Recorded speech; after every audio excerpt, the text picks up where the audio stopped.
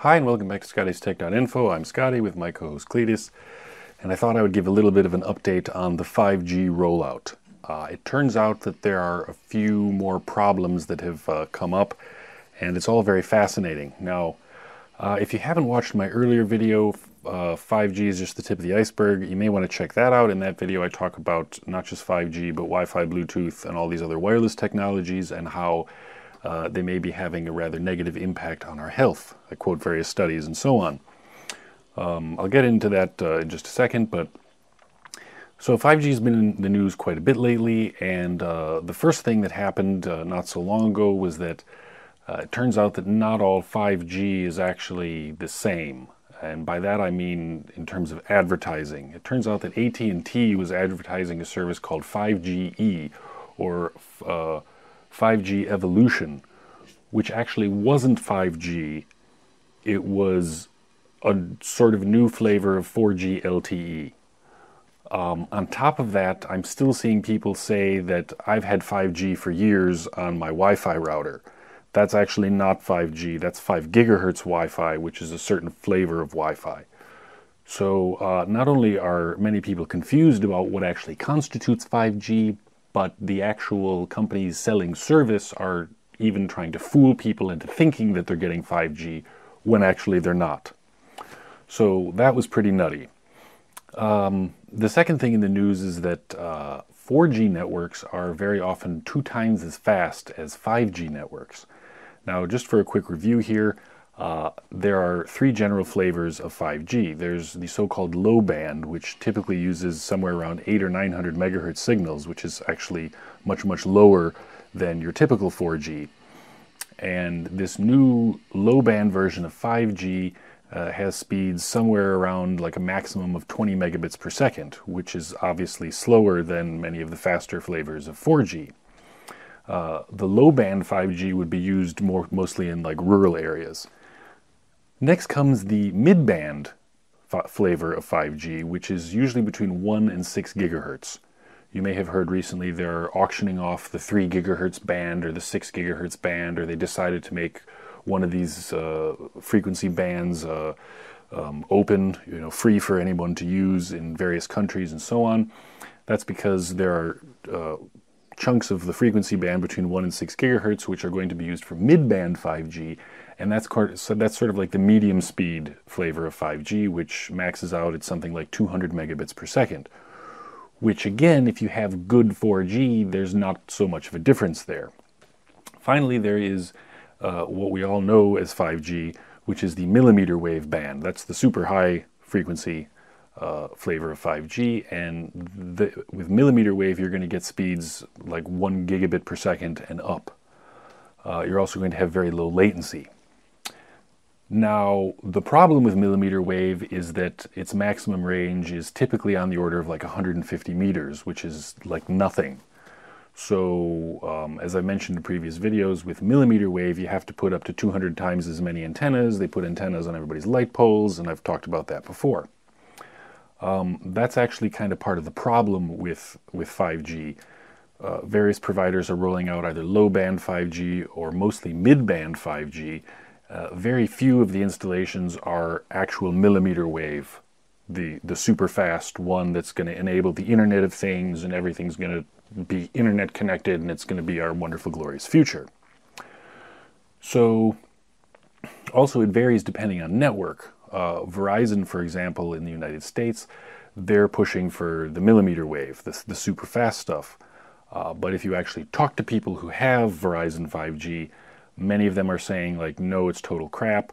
I'm not getting super fast download speeds. Some people are getting super fast download speeds, but only at certain times of the day, sometimes only 20% of the time. I think it was just recently Verizon came out and said, oh, by the way, we enabled high-speed uploads on our 5G network. On the other hand, you have other companies like Sprint who are apparently using the mid-band 5G. So there, yes, it's 5G, but it's a much lower frequency. It's not millimeter wave, and you're not going to see these super high download speeds. So it's all very confusing. Okay, so that's just kind of a quick review of the different flavors of 5G and how it gets pretty complicated and confusing. But it turns out that as 5G is being rolled out, pretty slowly actually, it's run into some trouble. So exactly what kind of trouble? Well, the first is that because of possibly videos like the one that I made called 5G is the tip of the iceberg, where I talk about the potential negative health effects of millimeter wave frequencies, many communities are actually up in arms and trying to actually ban 5G from their neighborhoods. So in many countries, communities are standing up and they're saying, no, we don't want 5G, and then this is causing headaches for the companies that are trying to deploy it, and they're trying to get it all straightened out. So that's fun. And the second thing is that 5G phones are basically expensive. The only phone that you're going to get that has 5G is essentially a more high-end, kind of a more flagship smartphone. And as with every new generation of cellular technology, you know, when 4G first came out, not all the phones had 4G. The high-end ones did, and then eventually the technology trickled down to the cheaper phones. So at the moment, it's kind of expensive. The next thing is battery life is an issue. Also, as with 3G and 4G, when the first generation 5G came out, yeah, it's not exactly optimized. This is like the very sort of the first generation of 5G, like the chips like the Qualcomm X50, and these are not, they're not optimized. It's a brand new technology, you know, especially for millimeter wave, even for the mid-band frequencies, they're not perfect.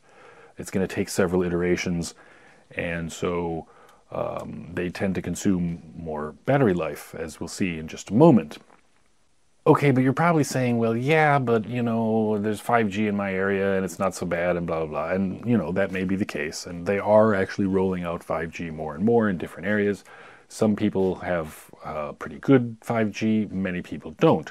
Some countries are actually pretty well covered in the mid-band or sometimes even millimeter wave.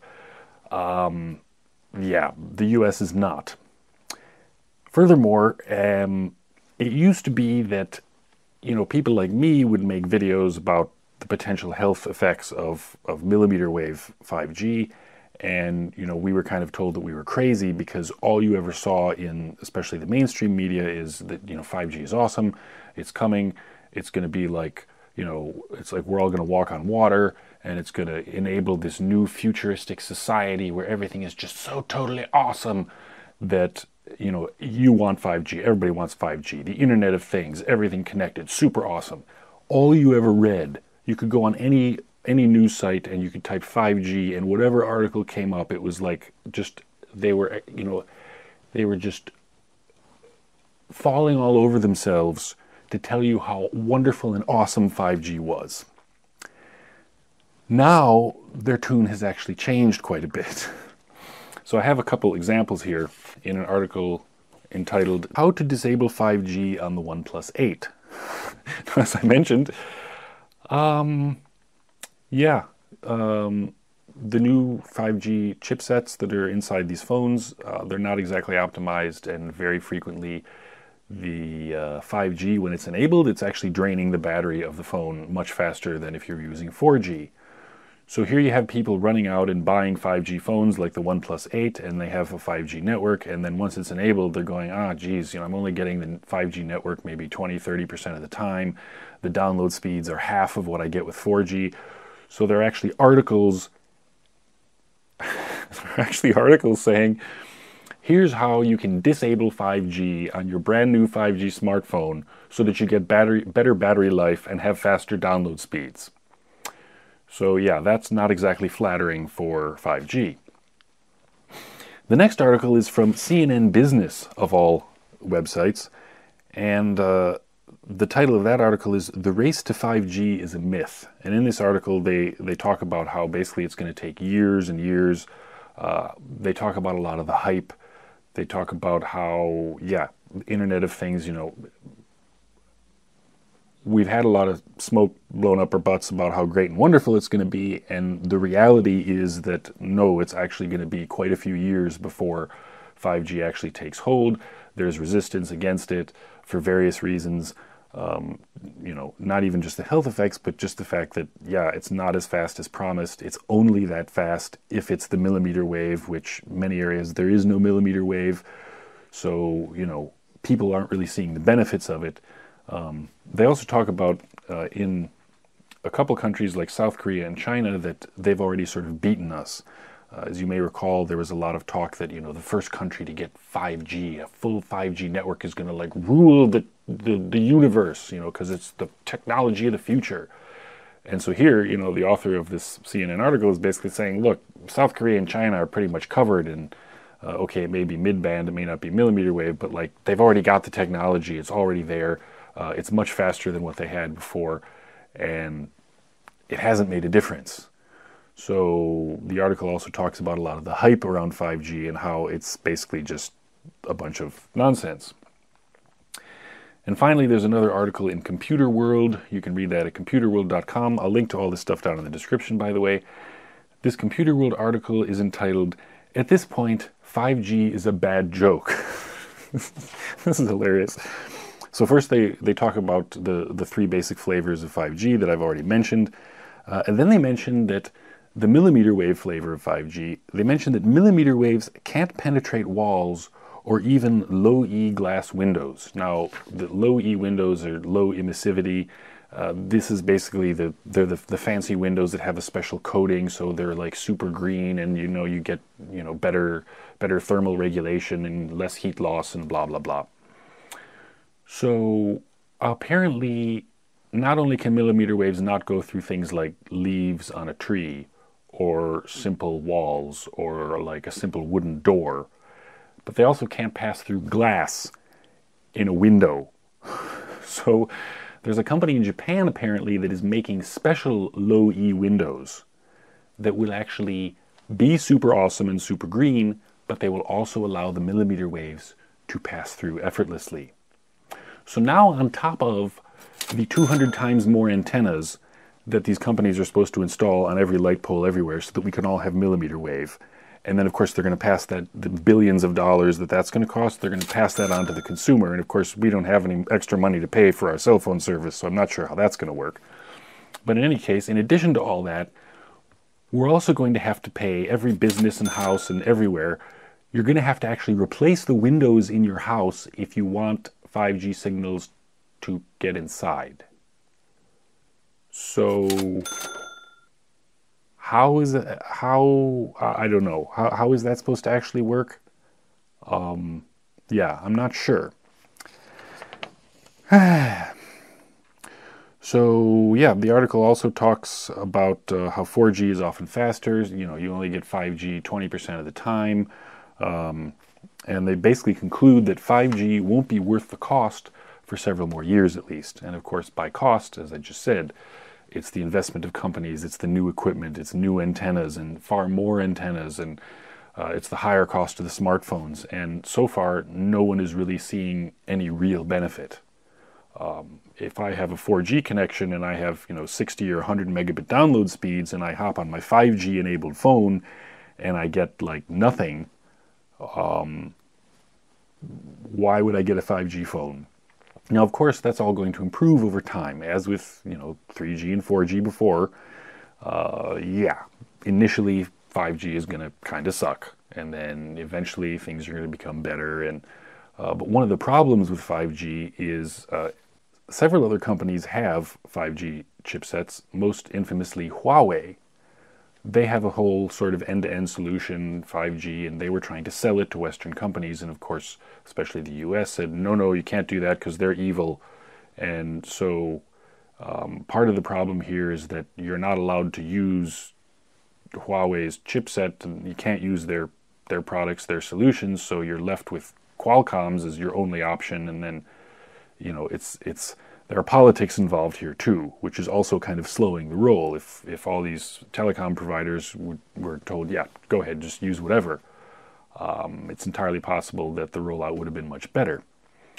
So as far as I'm concerned, that's fantastic, because now we won't have 5G everywhere within 6 months. So yeah, it's pretty crazy. Not all 5G is created equal. there are lots of potential problems with it. We're seeing many of those problems now. Will some of them be ironed out as time goes on? Yeah, probably. But in my opinion, the idea that millimeter wave is going to be everywhere is actually kind of ridiculous. Because with such a short range, when literally everything blocks the signal, it's just not... I don't see how it's feasible, actually. It's like, I think the mid-band flavors of 5G will be more popular, and that's what they're going to end up using in most places. And eventually, yes, it will be faster, but I think that what 5G will actually turn into is kind of just an evolution of 4G.